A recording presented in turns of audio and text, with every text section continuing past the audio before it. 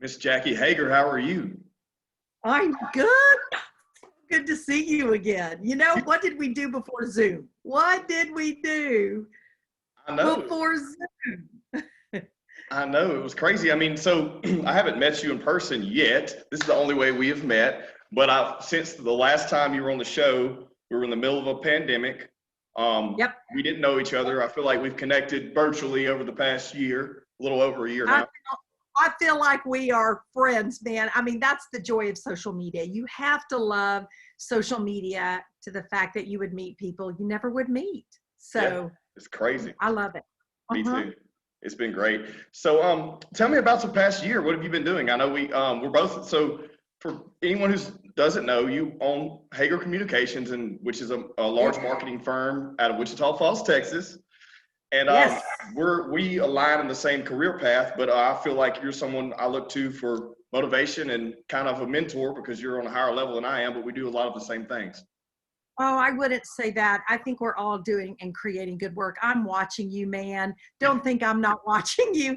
And I watch other shows. You're doing great stuff. But yeah, I mean, we're storytellers. We're a communications business. We have clients in 23 states. So we travel. Travel is just picking up again.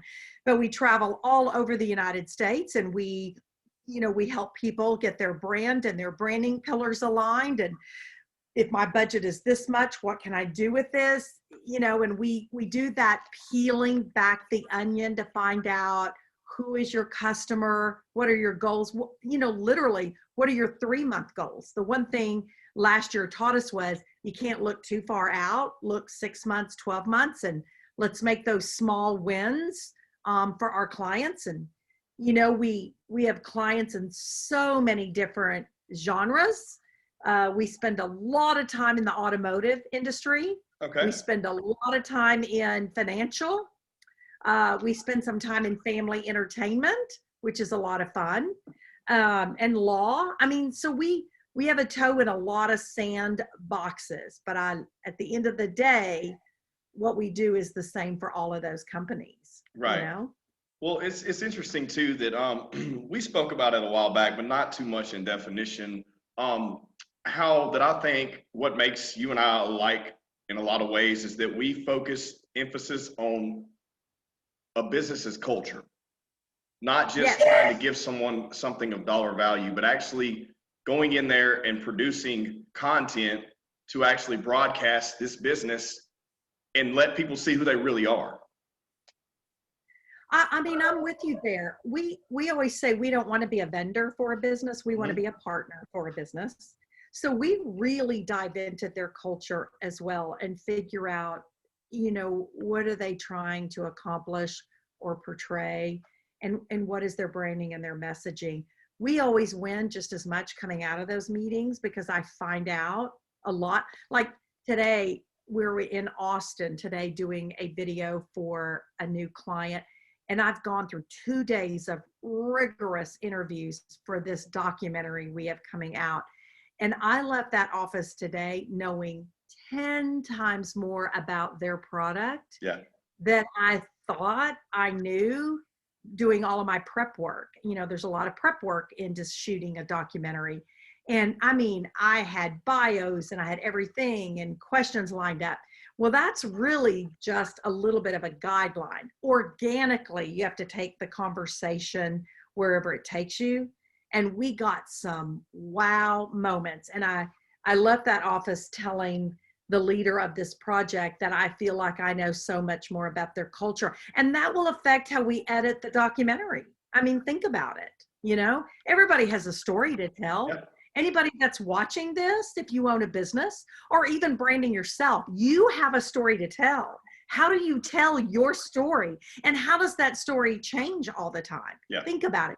Everybody needs to a little bit, stay close to your values Mhm. and your aspirations, but kind of reinvent yourself a bit, don't you think? No, I completely agree. I think that it's very interesting. A lot of people when they go out and I want to talk business a little bit for a minute, but yeah, like a lot of people that go out and say they're trying to do their own side hustle thing or say they're trying to grow their network or whatever it may be on social, wherever their platform is, they go out and they try to mimic someone else that they've seen have success. But the thing is, I value more someone who's unique and takes a different approach to whatever they do instead of trying to go copy and paste someone else's. Because at the end of the day, if someone doesn't know you, how are you going to establish a relationship, or what is it going to make someone use you over someone else if it all looks the same? Good point. I mean, and really every one of our projects turns out different. Yeah. I mean, even what we produce, whether it be through digital, print, video, whatever, each one of those projects turns out different. And it usually, what we think it's going to turn out at the beginning of the uncovery process sometimes is quite different at the end. And that's okay. You know, I mean, we take criticism well from our partners, clients, however you want to say it. Mm-hmm. But we also like to bring them something of immense value. And I think businesses, even big businesses with hefty marketing budgets, are 100% reevaluating the advertising marketing landscape. Yeah. Because the one thing we've noticed in the last year is they are looking more for partners versus, there's so many great advertising and marketing companies, and mm-hmm. I have such a major respect for all of them. But it's not so much, how can I say this, about joining and hoping that you align yourself with a big marketing company. They want a personal relationship today. And they want 24/7 access. Yeah. And they want to know that if they want to talk to you at 8:00 at night, can I get a hold of Jackie at 8:00 at night? The answer is yes. I mean, if you text me, if I happen to be on another phone call, the only time I probably won't respond to you is if I'm in church, which happens, or in another meeting, but I always respond. Give me 15 minutes, give me 20 minutes, because I want them to know I care as much about their business as they do. And I know that's insane. Where are your boundaries, Jackie? How do you live your life? Well, I do that as well. But I'm going to tell you, if you're a client of ours or not, because we love new clients, and you really want to get to the owner, it's very easy in my company. I want to be accessible to everyone. Yeah. Isn't it funny that, if you were to talk to someone 10 years ago and they would say, you don't need to be that person, the go-to person, it's funny how things have changed. And you're talking about, companies have made adjustments in the past year. I think it's because they had a lot of time to sit down and look at what they were spending money on and what they were getting out of it. And maybe these big, you have a lot of large clients too. Maybe these large clients saw, I'm paying X amount of dollars for something. What am I getting out of it? Let me reevaluate my strategy. You're right. And so they're seeing a lot more, a lot more result in actually connecting with whoever they're working with and having, like you said, having that relationship and being able to know where their money's going and what they're getting for that. Well, two things happened. Even when everything hit last year, we didn't do a layoff either. Part of that was because of the PPP. So I'm grateful for that. Same here. So I don't take that for granted. And even round two, I've not taken for granted. But I will say this, it made us, everybody behind those walls right here, I've got 16 amazing people in my office. I'm considered a boutique agency. I'll own that name. But it also told us that we had to fix our vulnerabilities as well. We are not the same office we were a year ago. I'm not even the same office I was the last time you and I got to do this before. Yeah. Because we had to up our game. We had to hire better. We had to hire. So the joy is, as businesses were reevaluating that big marketing spend, am I getting my ROI? Mm-hmm. Are these people really, is this marketing firm really invested in me and my people? And if the answer was even a hesitant of a no, they started looking. Are you with me? Yeah. And I want them to come to me. I know that I have to have skin in the game. I know that I have to deliver. And I think that's what we brought to those people making decisions. Our client acquisition is very healthy at the moment, but we also have to take care of the ones that we already have. So, you know, every penny counts in a marketing budget, man. It's tough out there, you know, and you're right. They want value, Mhm. value. Yeah. But I think they also want heart as well. And that's what we aspire to every day. Well, that's what I love about you is like, so there's so many people, quote unquote, that does what we do. You know what I mean? There's so many people Right. out there that's a marketing expert or social media strategist or SEO expert or, you know, whatever it be, media master, whatever it may be. You know, but the thing is, what I like so much about you is that you get down and nitty gritty in the dirt. You know what I mean? And you and another thing you said earlier that yelled at me basically is that you get to know your clients. What's so exciting about what we do is I have a massive, I would say for most people, it's probably encyclopedia of useless business in my head, like useless information in my head from all these businesses, because we work with so many and you have to learn the ins and outs of them. If you're not, you're doing an injustice to your client. Your client's paying you to literally do something they can pay anyone. You know, if you don't learn the nuts and bolts of what makes that industry and that actual company tick.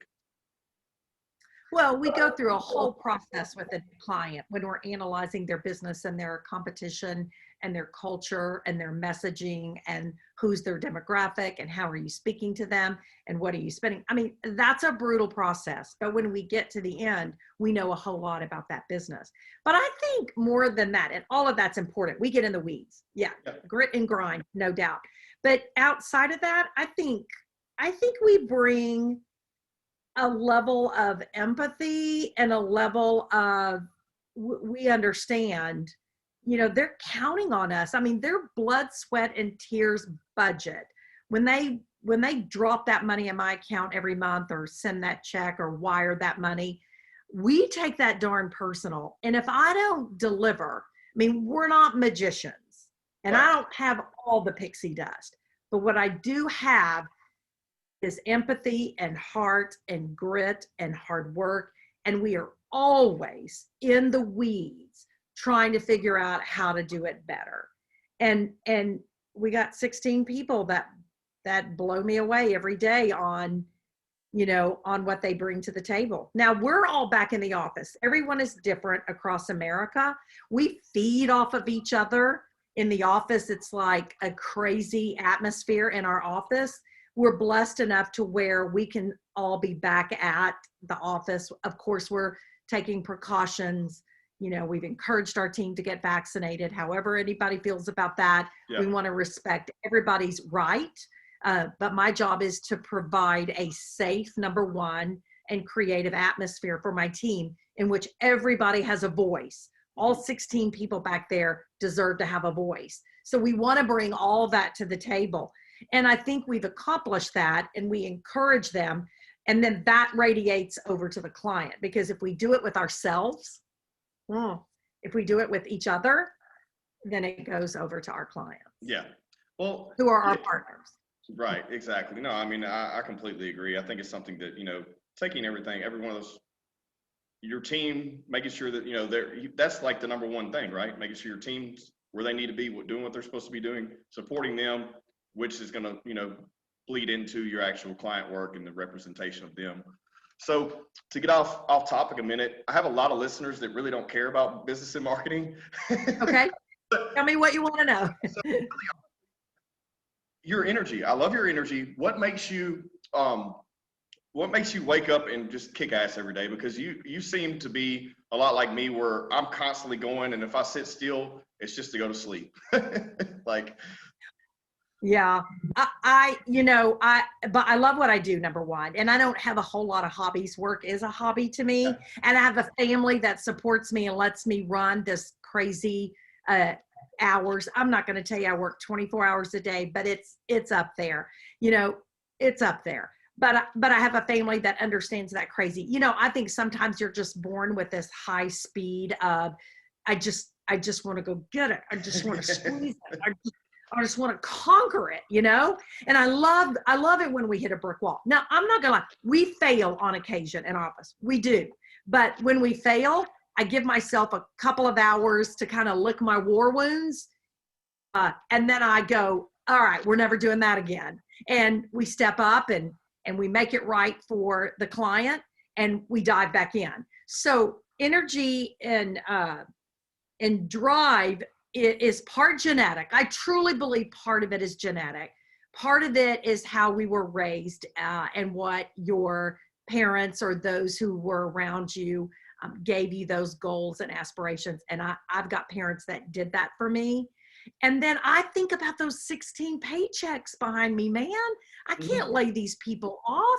I mean, I want them to thrive and drive and run and go, and their paychecks need to be right behind them. So if that's not enough stress as a business owner to get your you-know-what out of bed in the morning, I don't know what is, but they really count on me. Now, I'm not everything, but they count a lot on me. And I think as fast as I'm, getting this train down the track, boy, they're just coming right behind me. So there is something to be said for the energy in the building starts at the top and goes down. Does that make sense? Yes. You bring it to the table, man, and they're going to bring it right along with you. And then we celebrate those wins with them. I got to step back and let them do their gig. And I don't always agree with their gig. And I love it when they trump me and win, when they say, I don't know if the client's going to go for that. Trust us, Jackie. And then we go and the client falls in love with that new campaign or whatever we're doing. I love it when they beat me. I love it. I try to go, are we sure about this? But I love it when they beat me. So it's a great partnership, Yeah, I think what you just said, I couldn't agree more. But also, what's very interesting is that I had that same conversation when someone's like, "What are your hobbies?" And I struggle for a second because when you tell them it's work, they look at you like you're crazy. But it's work for it's me. fun. Yeah, I mean, I like a good pot of coffee. I like a good glass of wine, and I'll binge watch every once in a while something on YouTube or Netflix or Hulu. But for the most part, I would rather be at my laptop, script writing or researching or reading blogs or listening to blogs. My husband laughs at me because within 3 minutes of getting out of the bed, I'm playing some type of podcast. I'm listening to it as I'm running around the house getting ready. But it fires up my engines, especially if it's a good one. Yeah. Then I'm sharing it with everyone. You got to listen to this. You got to listen to this. So, yeah, I mean, I don't water ski. I don't run marathons. I don't bake. I don't do pottery. I do storytelling. That's just what I do, Well, I mean, you do it great. I'm the same way when I listen to podcasts while I'm working out. I work out every day. I listen to people are like, what the hell is wrong with you? What are you doing? I'm like, I don't know. I feel like I'm exercising my brain and my body at the same time. But you guys always have amazing creative approach with videos. Every time you post like a video you did for a client, I'm always so impressed because just when I think that you guys, they can't do anything even cooler, then you hit me with another indirect movement. I'm like, they're doing it over there. I love it. We do it. Video makes our blood tap dance. Yeah. We've got a solid video team with a great motion graphics team, with a great graphic design team. And all of us, when we get around the table, like this one that we just shot today and yesterday, I'm telling you, it's the cat's meow. I'm telling you, the final product, I can already visualize it in my head. But yeah, I mean, we love to highlight what we do. We love to throw it out there in the big wide world. We love for people to criticize us. We love for people to celebrate us. And obviously we love to get judged to see how does it compete? How do we compete with the big guys? Because there are, when we win these awards, it's not like large agencies in one category and medium agencies I mean, we're competing with the big dogs everywhere. And we flippin' love it. In fact, when we see one, we go, bring it on. And we'll throw our work out there and see what it does. And, it's been a good year for us. While 2020 was a crazy year for most businesses, we were producing some of our finest work ever in 2020 and throwing it out there, and it went on fire. So yeah, it was a fun year. Now we're working on 2021, I've So been very impressed. I couldn't remember. I've seen quite a few. I know one most recently, maybe last week, week before last. I can't remember the specifics of it, but I just was like, man, that really is good. it's good. And it's hard to capture because we as a human beings, we want A, immediate gratification. B, Mhm, we want to consume everything in seconds, like mhm. in seconds. So we do seconds videos, don't get me wrong. But how do I take a documentary, a 7-minute documentary, and show it to a client and they go, oh my God, that felt like that was 2 minutes. Yeah, That, my dear, is very hard to do. And then how do we chop it up into bites? It's just something that we love to do in our office, but it's the idea. I would kill. You need to come to our office and sit in a war room one day when we are starting a new project and we are sitting in a war room and we start throwing blobs up on the wall. No budget. We don't talk about budget. We don't care if they have $5 or $500,000. What would we do? And we start throwing ideas up there until it starts making a formation. And then, like, literally when we were shooting, let me tell you the story. Today, we're shooting a video and we took a break and we're sitting there. I kid you not, we're sitting there and we're taking a break and the client has left the room and I'm talking to our video crew about this thing that's been spinning in my head. I go, guys, I've got this idea spinning in my head. I don't know what client it's going to be for, but it's just this idea. And so I throw it out there and immediately Matt picks up on it and said, oh, well, what we could do is we could do this. And I went, oh, that's an interesting take on it. And then all of a sudden Nate's jumping in. And before we know it, in that 10-minute break, we have already decided, oh my God, let's do it for this client. Do you think they'll do it? I mean, I don't know if they'll do it, but we're going to talk them into do it. So mark my word, I'm going to take this idea and run with it when I get back in my office. And I'm going to call them and I'm going to present them with this. And they're going to go, you've lost your ever living mind, Jackie. And I'm going to say, let me tell you something. Fort Worth, Texas will not be the same when we get finished releasing this beast. And that all came from a 10-minute break with yeah, peanuts and water. So I'm just telling you, you never know when the idea is going to hit you. But when it does, you throw that blob on the wall, because what I threw on the wall today was nothing that what came out of 10 minutes later. It just blew up into, oh my God, that's it. So we'll take it back to our staff meeting in the morning. We'll lay it on the table and then I'm going to prototype it and I'm going to get it to the client next week and we're going to run with this sucker. And then they'll either say I've lost my mind or we'll do it. And if they say I've lost my mind, which is possible, we've been told no before, I will marinate and decide what we're going to do with it next. yeah.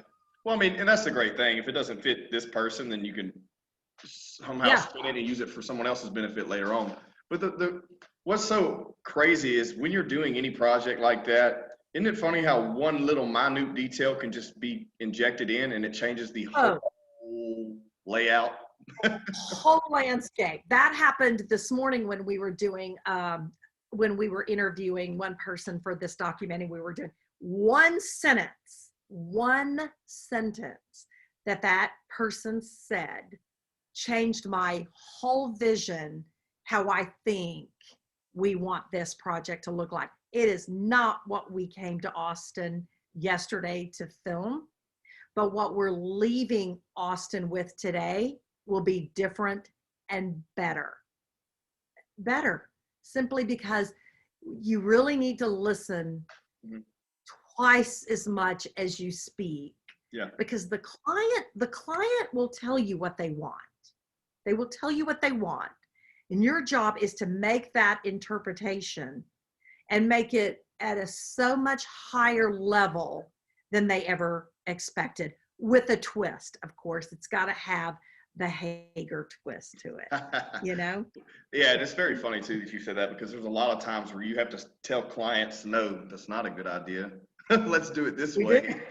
But well, sometimes we don't.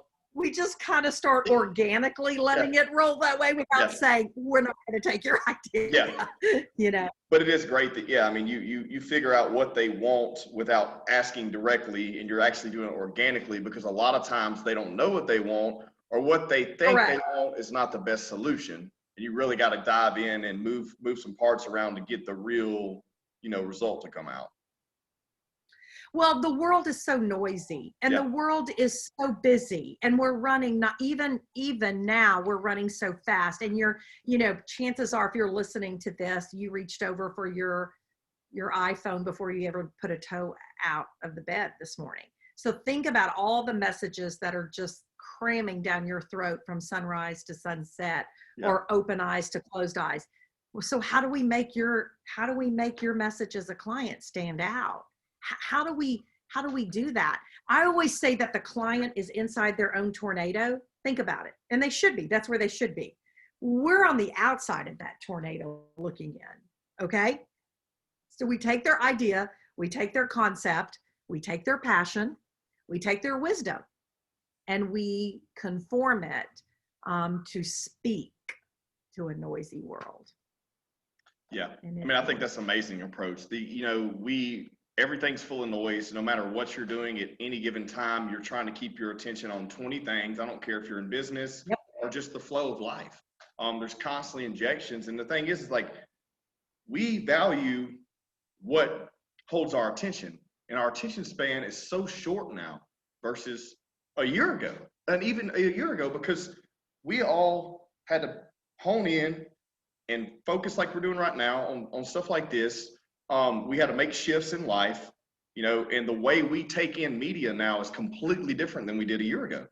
Yeah, I agree. I think there was so much, positive stuff, negative stuff coming in from every single direction at high volume, because what I go in a million directions, I'm sorry, but what I got out of one thing that really excited me about COVID is you got to see a lot of creative come out of people that may not have had they been restricted and locked down and actually had to do something to not go insane. Oh, you know what? I'm so glad you said that. So many great things happened last year besides the loss of precious lives.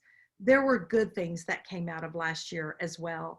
And you're right. I think creative people got more creative, and we all reevaluated, where our own personal parameters are of crazy and busy.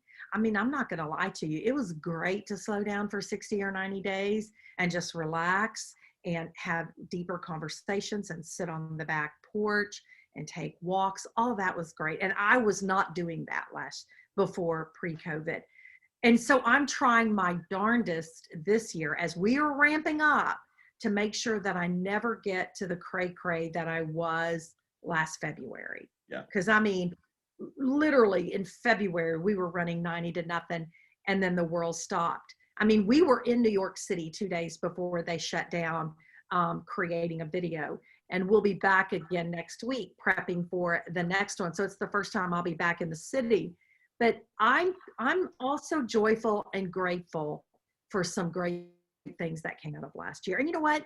Everybody has to think about themselves. And so you may not own a business and you might be watching this podcast, but you're still your own personal brand. I mean, you are a human being with value and a voice. And how do people perceive you? And how do you represent yourself? So I tell my clients and business owners, you have your personal brand and you have your business brand. And sure, some of it overlays. Of course it does. But you as a person are a brand as well. So you need to think about what that looks like for you as well. We get lots of clients that don't have businesses. They consider themselves and their own brand their priority. And we do that as well. And that's fun to do, to do that uncovery, to peel back that onion. Who am I and what do I represent? And how do I want people to understand what's going on inside my head, but mostly what's going on inside my heart? Yeah. That's a brand. Yeah, most definitely. I couldn't agree more. I think that, so many people, and that's why I brought it up. And I love that you mentioned that in depth there, is that so many people realized they were important and that people were watching and listening to them where they may have thought they were, weren't being paid attention to.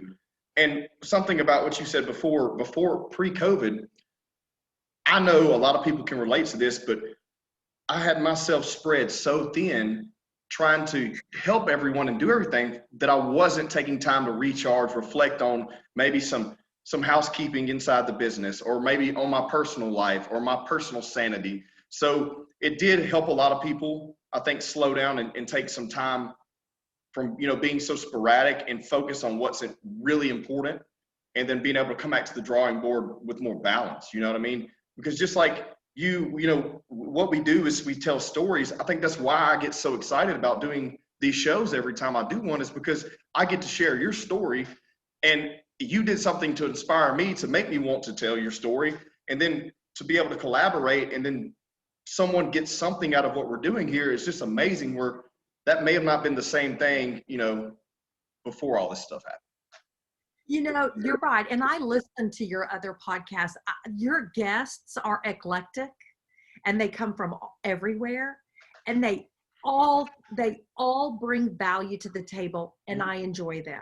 You know, I think if you can think of every human being on this planet has value, and they all know something you don't know. Mm-hmm. So I'm with you. I listen to more podcasts, I watch more podcasts and listen than I ever have before. And I call that my personal time, my personal enrichment time.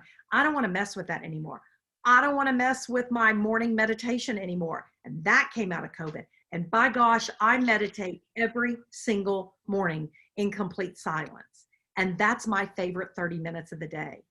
So you have to find what makes you tick, what made you happy this past year to 14 months, and don't stop doing it. Because we all realized how precious life was. And we've all been affected by COVID, brother, sister, aunt, uncle, neighbor, friend, business. We all know someone who aren't with us today that we wished were. Okay? Let's just think about that for a minute. Yeah. So it's a reality check not to take anything for granted, including what makes you be a more whole person. And that came out of last year. It did. Yeah. I mean, it's the cold hard truth. And the thing is like, we never know what we're going to be faced with. The whole thing could shut down. You know, we don't know. And it's crazy that what we've taken for granted has, you know, those things have made our attention shift to where it needs to be. But at the same time, there's a lot of bad stuff going on, you know, and trying to get rid of that noise and bring good energy in constantly, bring good content in, consume good content versus, when I say good, I mean something that's actually making you feel better, not worse. You know what I mean? Mm-hmm. Not all the arguing and the political jargon going back and forth, you know, what have you. Woo, woo. That whole year last year was just, mental health is real, man. And I'm telling you, even if you think you're in a good state of mental health, I think we all did a check on that last year. I mean, by December 31st, you know, just with politics and everything, I was pretty mentally fried, and I wasn't going to let that go. So there's nothing wrong with checking out for a few days. Does that make sense? Yeah. Disconnect. Find what you need to keep rolling and producing great work for your team. But you got to take care of yourself as well. You know, you brought up meditation. I'm not there yet. I think that, you know what? I did not think I would ever. First of all, me who goes 90 to nothing, you want me to sit in the dark for 30 minutes from 5 to 5:30 every morning, when what I really want to do is sleep for an extra 30 minutes and then get up and run quick? No. But I forced myself to do it, and got wisdom from other people and got help. And it was a tough first 30 days. Through day 60. And then I fell into a rhythm. Now, my friend, it's a necessity. It's not a bad thing. I'm working towards it. You know, if I can slow down, I'll tell you what, and you travel a lot for business, so you know this. When I'm in the vehicle, it's some of the most peaceful, and I get the most work. When I tell people this, I'm like, I get the most work done when I'm traveling, when I'm driving, because I don't have, you know, employees and then clients and then whatever else is going on in the office, whatever. I have a clear, you know, trajectory. Yeah, I may have some emails or phone calls to answer, but I get so much. That's like a huge form of meditation for me, I think. Yeah, I mean, I live on a farm. I drive 30 miles into downtown Wichita Falls where I think a really cool hip office is. But I love that 30 minutes to and from. I actually live on a dairy farm. I'm talking real live, black and white, Holstein cows that get milked twice a day. So people always go, you're kidding me. As much as I travel all over the United States and drive in, yep, I drive out to the farm, and you talk about a peaceful place. So it's okay. It's all good, you know?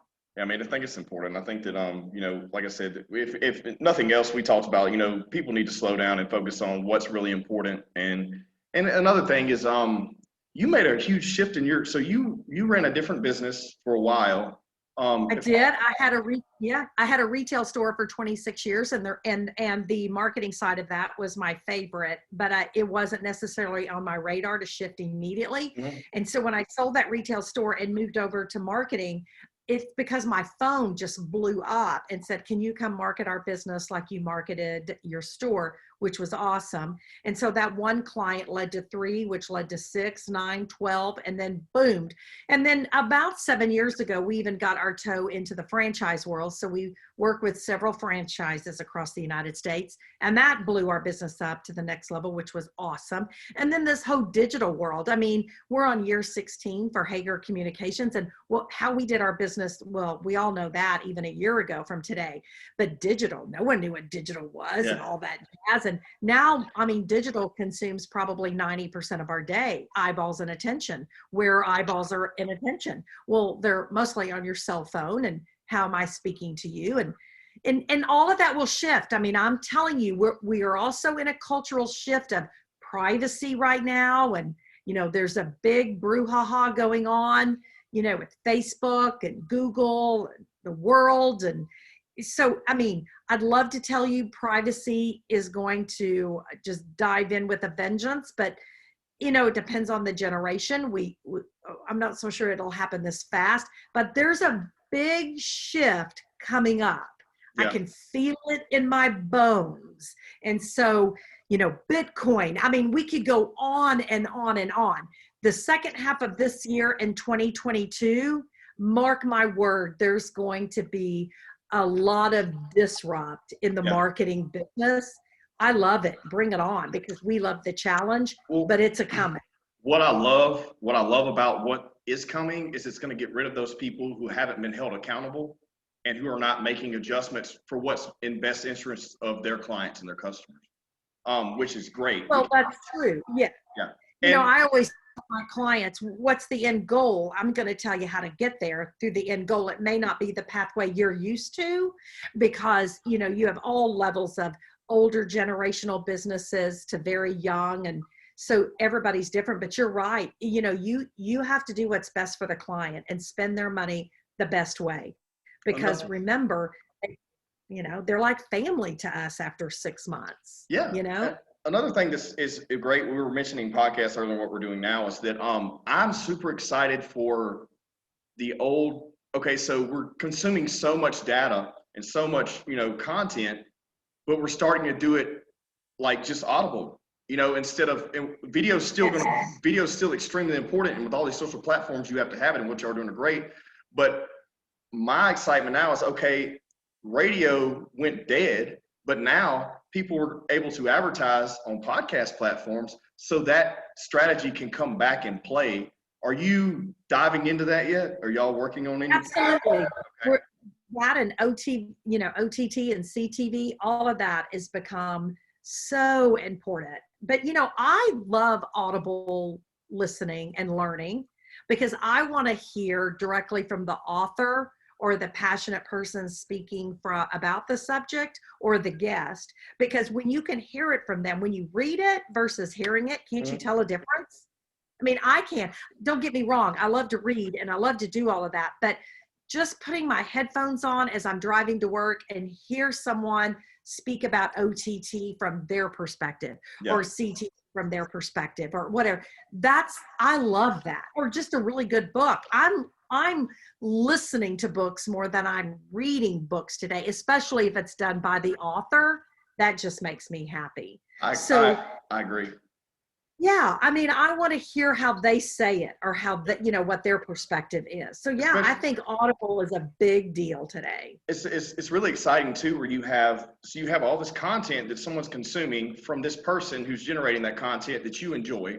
You subscribe to it, Yeah. you like them, you have a relationship, you have a connection with them to where you want to continue to consume that content. Well, then when they produce ads for brands that they seem to really, I feel like a lot of these shows, and we're still in the very, very early stages of podcast advertising, and Correct. reintroduced to a younger generation that never. You've got to think about this. You have people. I'm getting excited here. Okay, so you have people that are under the age of 15 that never heard radio commercials in their entire life, and Correct.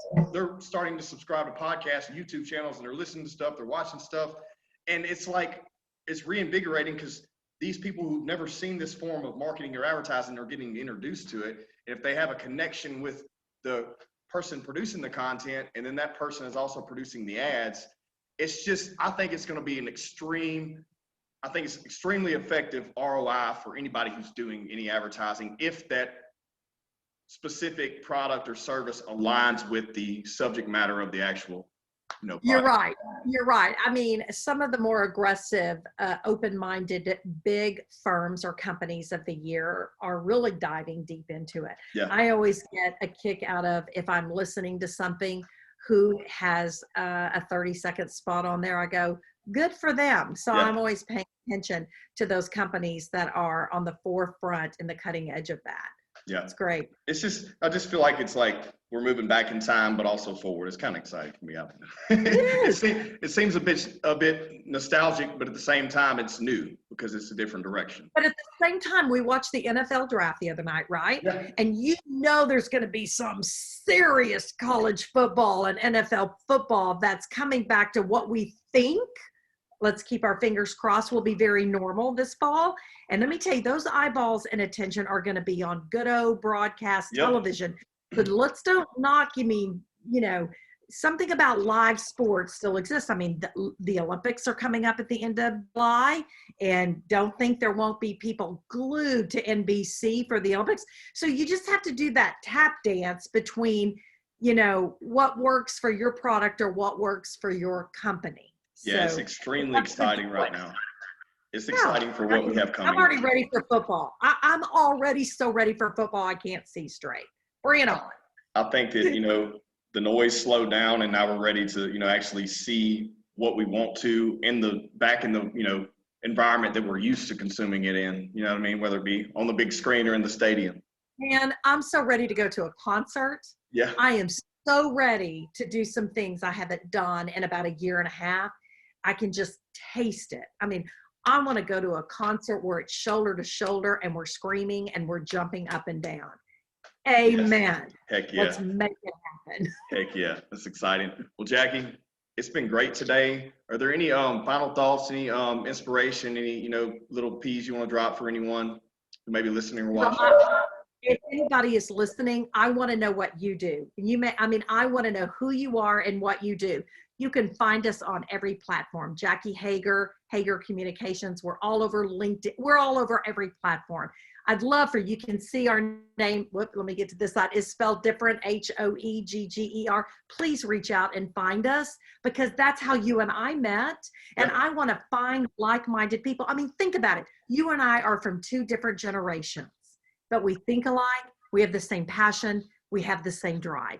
Age is non-existent for what you and I feel today, right? Yes. So if you're out there listening, hunt me down. I want to know what's going on in your world and what your business is and how I can learn from you. So reach out and let's connect. Awesome. Well, look, I had a great time. It was great seeing you again virtually. I promise I'm going to come see you soon. I'm finally catching back up here where I can get back up to North Texas and hang out with you guys. I'm excited about that. I'm honestly a little apprehensive because I feel like if I come up there, I may not want to leave. Hey, we're gonna make you come to work for us. But seriously, or just reach out and go on a video shoot with us, our crazy people. Right. Hey, yeah, I'm just excited. come shadow us for 24 hours. That would be a blast. We'd love to just put you to work and dive in with us. And anybody out there watching, if you ever want to shadow with us And heck, I'm in New York next week, and you got to understand, I'm already going to cold call on my next documentary, and they don't know I'm coming. I found these two women who own this store. Now, hear me out on this. Who own this brick and mortar store, who have survived COVID, and their business is thriving. And I'm going to hunt them down, tell them who I am. I want to tell their story. They have no idea I'm coming for them. Well, that's, So, hey, wish that me luck. it gives me chills. I get excited about these kind of things. I'm gonna walk in and go, I'm Jackie from Texas, and we are just alike. Yep. And let me tell you, I'm here. I've been watching you, and I want to tell your story. That's awesome. So I'll let you know how that project goes. I'm going to be looking for these. I'm always watching what you come out with, and I love it. And I'm ready to share this, and we'll get it out here in the next day. And if anything else, I appreciate your time today. And Oh my gosh. what we can do, and keep bouncing stuff off each other, and you're spreading all the good. Okay. All right. We'll talk to you later. Everyone, please subscribe. Bye, guys. All right. God bless you.